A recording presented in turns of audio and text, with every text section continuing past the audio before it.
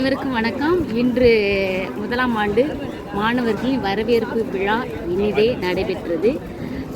எல்லாருக்கும் செவிக்கு உணவு இனிதாக வழங்கினார்கள். செவிக்கு உணவு இல்லாத போது சிறிது வயிற்றுக்கும் இயப்படும் என்பது போல இங்கே விருந்து நடைபெறுகிறது. ஒரு பொன்மொழி சொல்லுவாங்கள்ல, உண்டி கொடுத்தோர் உயிர் கொடுத்தோர். அது மாதிரி உண்டி சிரித்தல் என்பது பெண்பிற்கு அழகு. இந்த உண்டிங்கிற வார்த்தை சங்க இலக்கியங்களிலிருந்து பெரும்பாலும் பயன்படுத்தப்படுகிறது. பக்தி இலக்கியத்தில் பெரிய புராணத்தில் இளையாமணி மாறனார் சொல்லுவார், உண்டினாலு இடத்திலாறு சுவைத்திரத்தின ஒப்பிலார் அண்டர் நாயகர் தொண்டர் இச்சையின் அம்பு செய்ய படித்துள்ளார். அந்த இளையாமணி மாறனார் அறுசுவையை உணவு படைத்து சிவபெருமானை அழைத்து உணவு அளிப்பார். அது மாதிரி எங்கள் முகமது சதக் கல்லூரியில் வருடந்தோறும் உணவு வழங்குதல் விருந்தோம்பல் என்பது தமிழரின் பண்பாடுகளில் ஒன்று. அதுதான் இப்போ நடைபெற்று கொண்டிருக்கிறது. அனைவரும் வாங்க, இனிதே உணவறிந்து செல்லுங்கள். ஏதாவது நிறைகுறை இருந்தால் கூறி செல்லுங்கள். உங்கள் பிள்ளைகளுக்கு நாங்கள் இரண்டாவது பெற்றோர், அதாவது நாங்கள் செவிலித்தாய் என்பதில் பெருமிதம் கொள்கிறோம். வணக்கம்.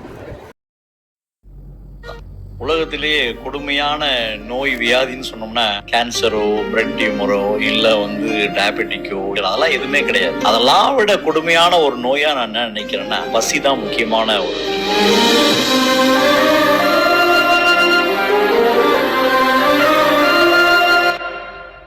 இளம் வயதுல பசி எப்படி உணர்ந்தவன். அது இல்லாம எங்களுடைய மார்க்கத்துல நோன்புன்றது ஒரு விஷயம் இருக்கு. 30 நாளும் நோன்பு இருக்கும் போது, அந்த நோன்பு இருக்கும் போது பசியினுடைய வலி தெரியும், அதனுடைய மகத்துவம் தெரியும். இப்படி இருக்கும். தர்மம் தலை காக்கும் அப்படின்னு சொல்லுவாங்க. நான் செய்யற தர்மத்திலேயே பெரிய விஷயமா நான் என்ன நினைக்கிறேன்னா, இந்த பசித்தவருக்கு உணவு கொடுப்பதுதான் நினைக்கிறேன். இது வரைக்கும் தொடர்ந்து ஒரு 5 ஆண்டுகளாக எங்களுடைய நிறுவனத்துல காலை உணவு கொடுத்துட்டு இருக்கோம். 100 பேருக்கு எல்லா இடத்துலையும். இதுவரையிலும் 3,19,000 பேருக்கு உணவு அளிச்சிருக்கோம். அதுதான் உண்மையான. நான் எவ்வளவு விஷயங்கள் செஞ்சிருந்தாலுமே எனக்கு மனசுக்கு இதயத்திற்கு நெருக்கமான ஒரு விஷயம் என்னன்னா இந்த உணவு அளிப்பது தான். அதை ஏன் இந்த இடத்துல சொல்றேன்னா, ஏதோ தற்பெருமைக்காகவோ ஏதோ சுய விளம்பரத்திற்காகவோ நிச்சயமா இல்லை. இதை போல மற்றவங்களும் செய்யணும்ன்றதுதான் உண்மையான விஷயம். ஏன்னா நம்மளுடைய வாழ்க்கையே எதை நோக்கி இருக்குன்னா, பசி இல்லாம இருக்கணும்ன்றதுக்காக. அதனால மற்றவர்களுக்கு உணவளித்து நாம் மகிழ்ச்சியா இருக்கணும்னு தான் என்னுடைய விருப்பம், என்னுடைய எண்ணம். அதுதான்.